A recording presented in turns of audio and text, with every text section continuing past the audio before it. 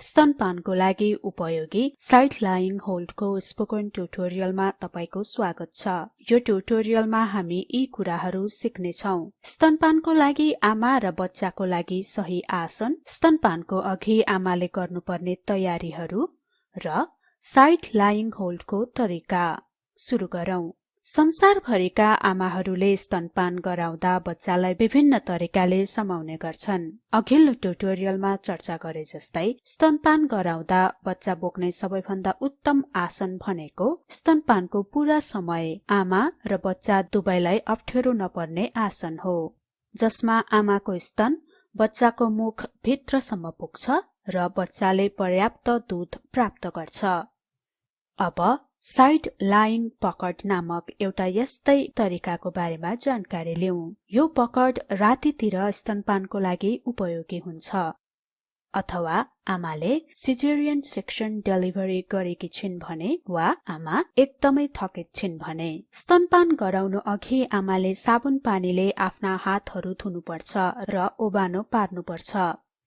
त्यसपछि आमाले उमालेर चिस्याएको 1 गिलास पानी पिउनुपर्छ। स्तनपान गराउने आमाहरूले प्रतिदिन औसत 750 देखि 800 मिलिलिटर दूध उत्पादन गर्छन्, त्यसैले उनीहरूले धेरै पानी पिउनुपर्छ। अब आमाले बच्चालाई स्तनपान गराउन चाहेको स्तन बाहिर निकाल्नुपर्छ। स्तन भित्री वस्त्र वा चोलोले कसिएको हुनु हुँदैन। त्यसपछि आमाले स्तनपान गराउन चाहेको स्तनपट्टि ढल्किनुपर्छ। उनले आफ्नो टाउको एउटा तकियामा राख्नुपर्छ र आफ्नो खुट्टाहरूको बीचमा अर्को एउटा तकिया राख्नुपर्छ, जसले गर्दा सुत्दाखेरि खुट्टाहरू दायाँ बायाँ हुँदैनन्। यो चित्रमा आमाले दायाँ स्तनबाट स्तनपान गराउँदैछिन्, त्यसैले उनी आफ्नो दायाँपट्टि ढल्केर बसेकी छिन्। अब बच्चाको शरीर कसरी उचित रूपमा मिलाउने जानौं। आमाको पेटले बच्चाको पेटमा हल्का थिच्ने गरी बच्चालाई आमाको छेउमा राख्नुपर्छ। आमाले आफू ढल्केको पट्टिको हातले बच्चाको शरीरमा आड दिनुपर्छ। यो चित्रमा आमाले आफ्नो दायाँ हातले बच्चाको ढाडमा आड दिँदैछिन्। आमाले आफ्नो ढाडमा एउटा तकिया राख्न सक्छिन्, जसले गर्दा उनी बच्चा नजिक हुन्छन्। उनीहरूको शरीर बीचको दूरी कम भएमा बच्चालाई स्तनसम्म पुग्न सजिलो हुन्छ र यसले गर्दा बच्चालाई स्तनभित्रसम्म च्याप्न सजिलो हुन्छ। याद राखौं, आमाले कहिल्यै पनि आफ्नो ढाड बङ्ग्याएर स्तन बच्चासम्म पुर्याउनु हुँदैन। यस्तो गर्दा बच्चाको पेट र आमाको शरीर बीचको दूरी बढ्नेछ। उनले सधैँ आफ्नो ढाड सिधा राखी बच्चालाई आफ्नो स्तन नजिक लग्नुपर्छ। दोस्रो महत्वपूर्ण कुरो भनेको बच्चाको शरीर कुन दिशामा मिलाउने भन्ने हो। तपाईले यो कुरो याद गर्नुभएको छ होला। हामीले खाना खाने क्रममा हाम्रो टाउको, घाँटी र शरीर सधैँ एउटै दिशामा पर्छन्। त्यसैगरी स्तनपान गराउँदा बच्चाको टाउको, घाँटी र शरीर एकै दिशामा पर्नुपर्छ।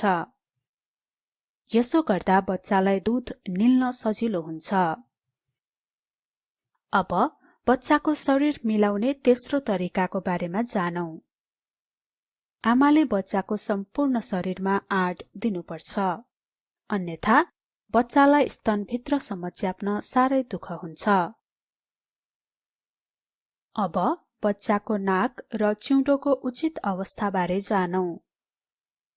बच्चाको नाक आमाको स्तनको मुन्टोसँग सिधा हुनुपर्छ र चिउँडो भने अलि अगाडि स्तनको नजिकै हुनुपर्छ। यसो गर्दा बच्चाले तल्लो एरियोलाको धेरै भाग आफ्नो मुखभित्र अटाउनेछ र त्यसैले तल्लो बङ्गारोको प्रयोगले धेरै प्रभावकारी स्तनपान हुनेछ। कृपया याद गरौँ, एरियोला स्तनको मुन्टोको गाडा घेराको भाग हो। अब बच्चा सही पकडमा छ र अब स्तनपानको लागि मुख जोड्ने तरिका सिकौं। आमाले आफ्नो खाली हातका औंलाहरू प्रयोग गरी स्तनमा सी पकडमा समाउनुपर्छ। यो चित्रमा आमाले आफ्नो बायाँ हातले दायाँ स्तन समाएकी छिन्। स्तन समाउने औंलाहरू बच्चाको ओठको दिशामा हुनुपर्छ। किन? यसको लागि एउटा उदाहरण हेरौं। हामीले एउटा बडा पाउ या बर्गर खाँदा हाम्रो मुख र ओठ तेर्सो खुल्छन्। हामी एउटा ठूलो गाँस लिन बडा पाउ या बर्गर तेर्सो समाउँछौं। यहाँ बुढी औंला र अन्य औंलाहरू ओठको दिशामा हुन्छन्। यदि हामीले बडा पाउ या बर्गर ठाडो समात्यौं भने हामी ठूलो गाँस लिन सक्दैनौं। यसैगरी बच्चाको ओठको दिशा पनि याद गरौं। यहाँ ओठ तेर्सो छ। त्यसैले आमाको औंलाहरू स्तनमा तेर्सो राख्नुपर्छ। यसले गर्दा बच्चालाई स्तनको मुन्टोको धेरैजसो भागमा मुख पुर्याउन सहज हुन्छ। बच्चाको ओठको दिशामा हुने बाहेक आमाका बुढी औंला र अन्य औंलाहरू स्तनको मुन्टोबाट 3 औंलाको दूरीमा हुनुपर्छ। हामीले बडा पाउ र बर्गर खाँदा जस्तै यदि एकदमै नजिक भए हाम्रा औंलाहरू नै बाधक भई ठूलो गाँस लिन कठिन हुनेछ। यदि एकदमै टाढा राखे पनि यो हाम्रो मुखमा अट्ने आकारमा बस्दैन। त्यसैले ठूलो गाँस लिन यसलाई सही दूरीमा राख्नुपर्छ। यसैगरी बच्चाको लागि स्तनको मुन्टोदेखि 3 औंलाको सही दूरी चित्रमा देखाइएको छ। यो दूरीले आमाका औंलाहरूले बच्चालाई स्तनको मुन्टोको ठूलो भागसँग पुग्नबाट रोक्ने छैनन्।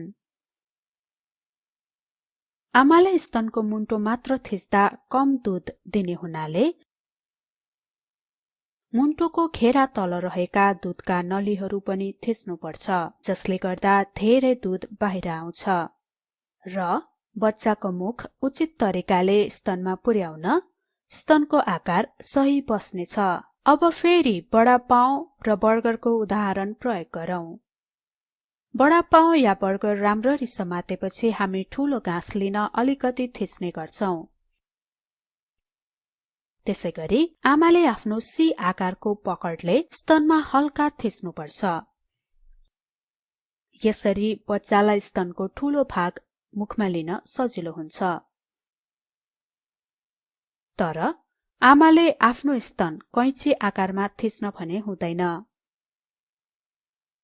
कैंची आकारमा थिच्नाले स्तन खोचिने र बच्चाले मुन्टो मात्र चुस्न पाउनेछ। साथै थिच्दाखेरि सबै औंलाहरूको बराबर जोड पर्नुपर्छ।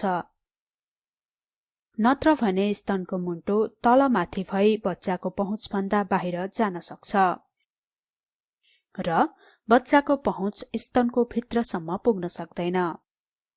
अहिले बच्चा साइड लाइङ होल्डमा छ र स्तनपानको लागि तयार छ। सही रूपमा बच्चालाई स्तनसम्म पुर्याउने तरिका यसै श्रृंखलाको अर्को ट्युटोरियलमा वर्णन गरिएको छ। बच्चाको मुख स्तनमा राम्ररी पुर्याएपछि आमाले आफ्नो हात स्तनबाट हटाउनुपर्छ।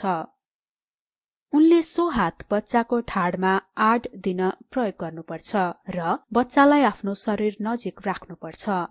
साथै उनले आफ्नो अर्को हात भने बच्चाको ठाडबाट सारेर आफ्नो शरीरको 90 डिग्रीमा राख्न सक्छिन्। उनले आफ्नो कुहिनो फर्काएर हात तकिया मुनि राख्नुपर्छ। यो चित्रमा आमाले आफ्नो दायाँ स्तनबाट बायाँ हात हटाएकी छिन्। उनले आफ्नो बायाँ हात बच्चाको ठाडमा आड दिन र बच्चालाई आफू नजिक राख्न प्रयोग गरेकी छिन्। उनले बच्चाको ठाडबाट दायाँ हात हटाएकी छिन्। उनले सो हातलाई शरीरको 90 डिग्रीमा राखेकी छिन्। उनको दायाँ कुहिनो बाङ्गिएको छ। उनले दायाँ हात तकिया तल राखेकी छिन्। पहिलो स्तनबाट स्तनपान गराएपछि यदि आमाले आफ्नो अर्को स्तनबाट स्तनपान गराउन चाहन्छिन् भने उनी अर्कोतर्फ पल्टिनुपर्छ। यो चित्रमा आमाले आफ्नो बायाँ स्तनबाट स्तनपान गराउन बायाँपट्टि फर्केकी छिन्। यसरी हामी यो ट्युटोरियलको अन्त्यमा आएका छौं। सहभागिताको लागि धन्यवाद। नमस्कार।